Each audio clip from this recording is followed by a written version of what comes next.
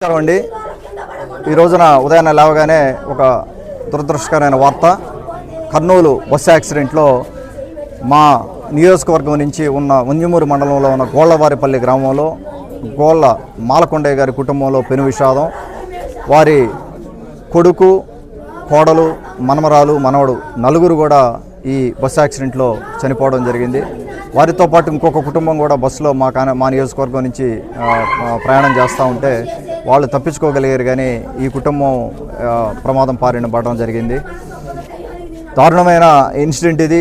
ఈ bus safety గురించి వీటి గురించి కూడా మనం ఒకసారి రివ్యూ చేసుకోవాల్సిన అవసరం ఉంది. ఎక్కడా కూడా ఆ ప్రయాణికులు బయటకు రాలేని పరిస్థితుల్లో అందరూ మృత్యువాత పడ్డారు.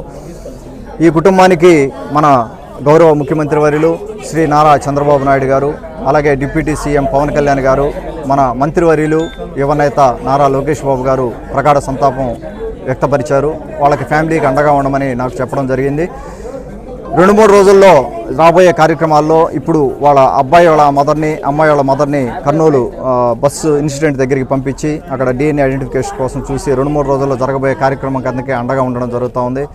అలాగే కుటుంబానికి అండగా ఉన్న గోళ్లవారిపల్లి నా తెలుగుదేశం పార్టీ నాయకులకి, మండల నాయకులకి, అలాగే ఇక్కడ గ్రామ ప్రజలకు కూడా కుటుంబానికి అండగా ఉన్నారు. వారందరికీ కూడా నా ధన్యవాదాలు తెలుపుకుంటూ కుటుంబాన్ని ధైర్యంగా ఉండమని కోరుకుంటా ఉన్నాను. అందరం అండగా ఉంటాం. బాగా దురదృష్టకరం ఏంటంటే ఒకే కుటుంబం నుంచి వచ్చిన ఫ్యామిలీ, అమ్మాయి కానీ అబ్బాయి కానీ చనిపోయిన ఇద్దరు కూడా వైఫ్ అండ్ హస్బెండ్ ఒకే కుటుంబం నుంచి వచ్చేవాళ్ళు మేనరకం చేసుకున్నారు. సో చాలా దారుణమైన పరిస్థితి. పాపం ఆ ముగ్గురికి ఎవరు అండగా లేని పరిస్థితులు అయిపోయింది. ఈ రోజున వాళ్ళకి నేను అండగా ఉంటాను రాబోయే రోజుల్లోనే ఈ ముఖంగా విన్నవించుకుంటా ఉన్నాను.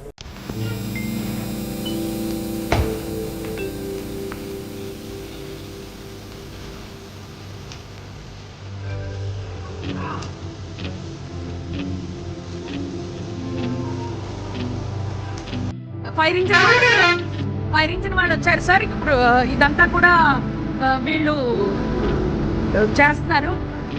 30 మంది పైనే పోయారని చెప్తున్నారు సార్. బస్సుకు సంబంధించిన వాళ్ళు అయితే బస్సులో వాళ్ళు ఇద్దరే నాకు కనిపించారు సార్. ఇక్కడ